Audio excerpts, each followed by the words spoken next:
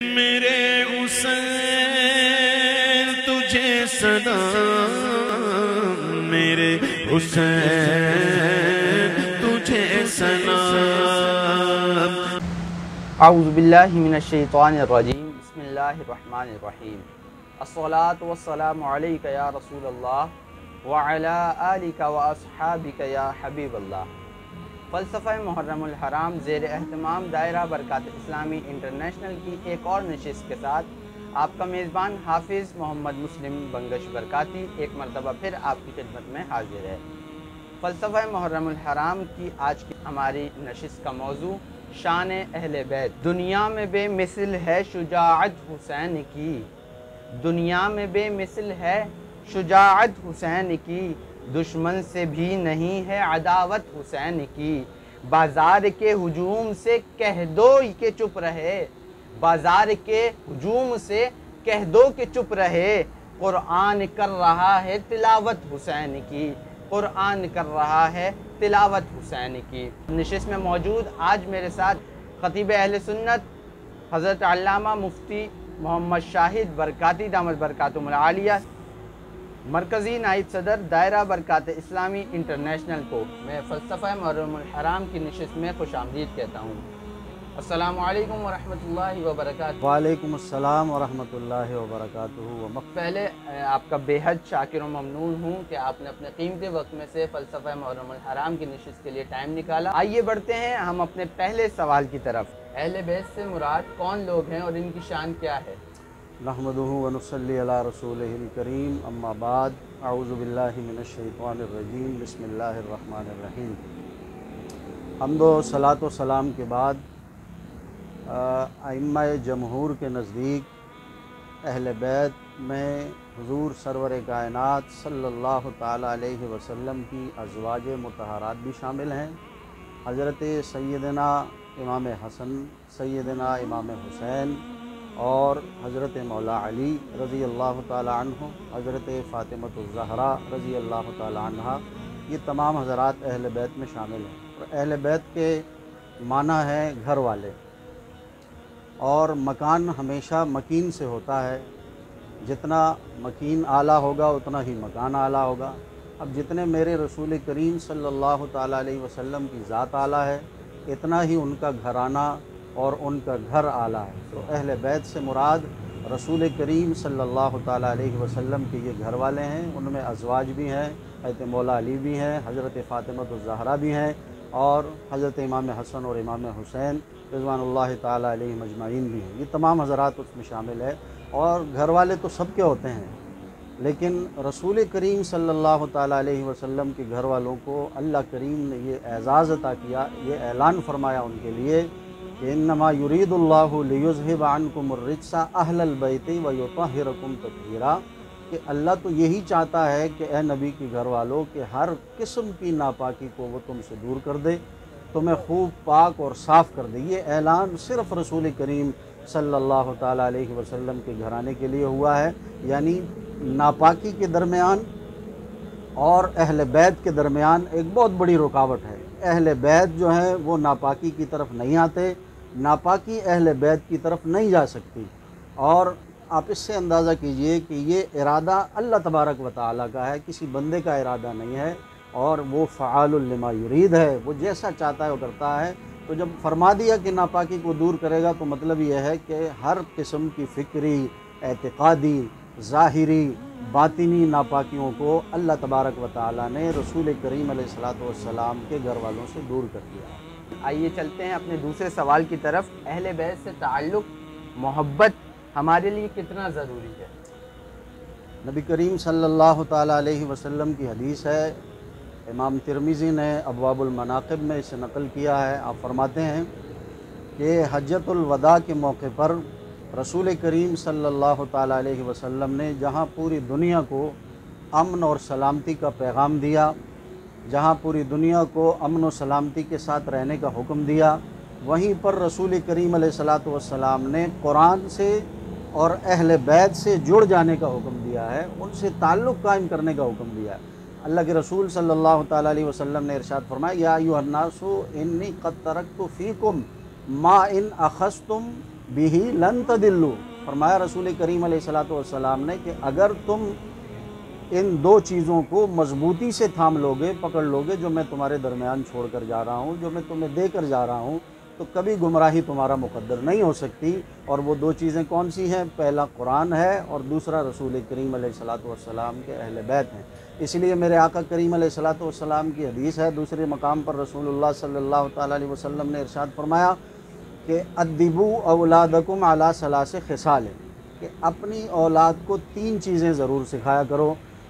पहली चीज़ हुब्ब नबीकुम, अपने नबी की मोहब्बत सिखाओ, और दूसरी चीज़ हुब्ब अहले बैतिही, रसूल के घराने की मोहब्बत सिखाओ, अहले बैत की मोहब्बत सिखाओ, और तीसरी चीज़ कुरान की तिलावत सिखाओ। ये तीन चीज़ें हैं। अब अगर जिस बच्चे के दिल में रसूलुल्लाह की मोहब्बत होगी, रसूल के घराने की मोहब्बत होगी, वो कुरान की तिलावत करता होगा, तो आज जिस तरह माँ बाप को हम देखते हैं वो ये कहते हुए नज़र आते हैं कि बेटा नाफरमान हो गया है, बात नहीं मानता। अगर हम तरबियत उस तरीके से करें जैसे मेरे आका ने फरमाई है, तो जब बचपन से उसके दिल में रसूलुल्लाह की मोहब्बत है, उसके उनके घराने की मोहब्बत है, कुरान की तिलावत उसकी ज़बान पर है, तो वो कभी माँ बाप का नाफरमान नहीं होगा, कभी माँ बाप के सामने वो खड़ा नहीं होगा। तो इसीलिए अहले बैत से ताल्लुक़ इंतहाई ज़रूरी है कामयाबी के लिए, यहाँ पर भी और आखिरत में भी। अल्लाह हमें उनसे इसी तरह ताल्लुक़ रखने की तौफीक अता फरमाए। आमीन आमीन।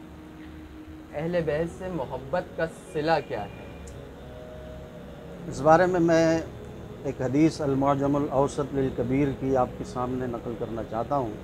रसूल करीम सल्लल्लाहु ताला अलैहि वसल्लम की हदीस है। इस हदीस के रावी हैं हज़रत उस्मान बिन अफ़्फ़ान रज़ी अल्लाह ताला अन्हु। फरमाते हैं कि रसूल करीम सल्लल्लाहु ताला अलैहि वसल्लम ने इरशाद फरमाया कि तुम में से जिस शख्स ने भी औलाद अब्दुल मुत्तलिब में से किसी के साथ, यानी हुजूर के घराने में से किसी के साथ भी कोई अच्छा मामला किया, उनके साथ कोई नेकी की, कोई उनके साथ हुस्न सलूक किया, तो अहले बैत का मामला ये है कि वो हमेशा दुनिया में उसका बदला देते हैं। लेकिन रसूल करीम अलैहिस्सलातु वस्सलाम ने फरमाया अगर तुमने किसी के साथ अच्छा मामला किया और मेरे घराने में से किसी ने दुनिया में तुम्हें उसका बदला न दिया, तो जब बरोज़े महशर मेरे पास आओगे तो मैं उसका बदला तुम्हें अता करूँगा। इससे आला एजाज़ क्या हो सकता है कि हम उस घराने से मोहब्बत करें, और अगर दुनिया में उसका सिला या बदला हमें नहीं मिलता तो उस मोहब्बत का सिला और बदला जो है क़यामत के दिन खुद रसूल करीम अलैहिस्सलाम अता फरमाए। सुभान।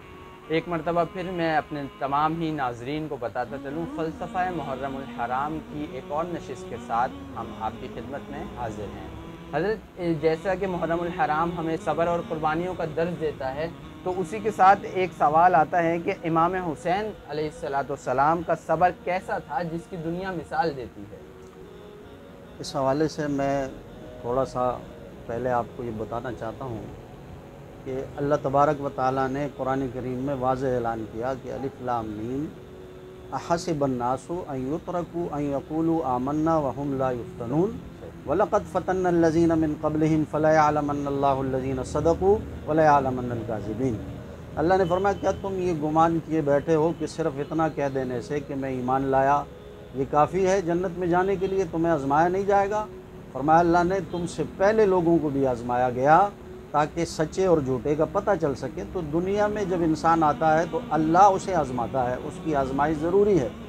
और जब इंसान पर आज़माइश आती है, कोई भी तकलीफ़ आती है, कोई भी परेशानी आती है, तो अगर उस वक्त कोई ऐसा मौजूद हो आपके घराने में से, कोई बड़ा, चाहे वो बड़ा भाई हो, चाहे वो ताया हो, चाहे वो खालू हो, कोई मामू हो, कोई भी उससे रिश्ता ताल्लुक़ हो, अगर वो आपसे उम्र में बड़ा है और मौजूद है और वो आपकी पीठ पे हाथ रखे और कहे कि बेटा परेशान ना होना, मैं इस तकलीफ़ में, इस मुसीबत में तुम्हारे साथ हूँ, तो जब ऐसा कोई मौजूद होता है और वो हाथ रखता है तो वो जो तकलीफ़ और आजमाइश होती है उसका सामना करना ज़रा आसान हो जाता है। लेकिन जब हमने हज़रत सैयदना इमाम हुसैन रज़ी अल्लाह ताला अन्हु की ज़िंदगी को देखा तो आप देखिए कि 5 साल आपकी उम्र मुबारक थी कि रसूल करीम सल्लल्लाहु ताला अलैहि वसल्लम ने दुनिया से पर्दा फरमाया, और 6 महीने के बाद आपकी वालिदा माजिदा हज़रत सैयदा तैयबा ताहिरा फ़ातिमतुज़ ज़हरा रज़ी अल्लाह ताला अन्हा का भी विसाल हो गया, वो भी पर्दा फरमा गई।